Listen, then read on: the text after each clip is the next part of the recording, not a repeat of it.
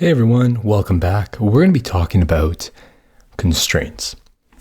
Now, constraints are really important if you're using regular frames, and I'll get into that right now.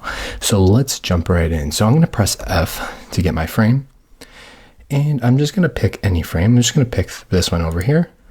So now that we have our frame in place, what we're going to do is we're going to place some items in there. Now I'm just going to press R to get a rectangle. I'm going to place one rectangle here, and I'm going to place another rectangle below it. Now I have two rectangles. So constraints tell Figma how layers should respond when you resize the frames. So let's take a look here. If I'm going to resize my frame, you notice that the layer beneath doesn't actually move. Now, this really helps you control how designs look across different screen sizes and devices. So there's two types of constraints. You have horizontal constraints and vertical constraints. Constraints are located over here on the right sidebar. So these are horizontal and these are vertical constraints. You'll notice that it says left and this one says top. That means that when I move the left side, they're going to move with it. And if I move the top side, they're going to move with it as well.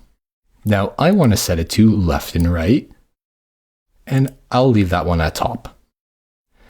Now let's see what happens to this rectangle when I resize the frame. You'll notice that now it shrinks and grows. So that's pretty awesome. You can even do it in this way as well. So I'm going to leave that one at left, and I'm going to do top and bottom for the vertical constraints. You'll notice that now it shrinks up and down. You can even do things such as, let's move this one just a little bit lower. For vertical constraints, you can do center. So that means it's just going to stay kind of in place. Watch. So it centers itself. You can do this even for horizontal constraints as well. You can do scale. This is really great if you want something to grow.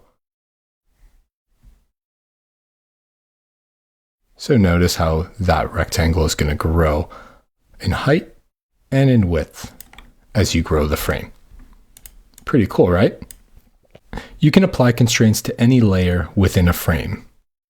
It's not possible to apply constraints to layers outside of a frame. So if we now have this layer, I'm going to just create a copy. So I'm going to do Command or Control C and go click outside the frame, and I'm going to press Command V, and Control V would be for Windows.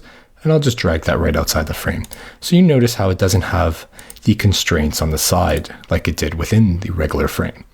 That's because it's not within a frame. You can only apply constraints within a frame or layers within an auto layout frame. So layers within an auto layout frame and layers outside of a regular frame won't have constraints. Only regular frames will have constraints. Sometimes though, you do want to resize the frame with resizing the items within. And the way to do that is to ignore the constraints, and the shortcut to hold is Command for Mac and Control for Windows. So let's take a look. So if I'm going to resize this again, this is set to scale. I'm just going to leave it. So you'll notice that, okay, now I don't want to do anything. I'm just going to hold Command, and I can do it at any point. See, I'm holding Command now, and it'll be Control for Windows users. Now the items within are not moving. Let me just move this one out of the frame there. But as soon as I start to let go of that shortcut, things start to scale again. And that is how you use constraints within Figma.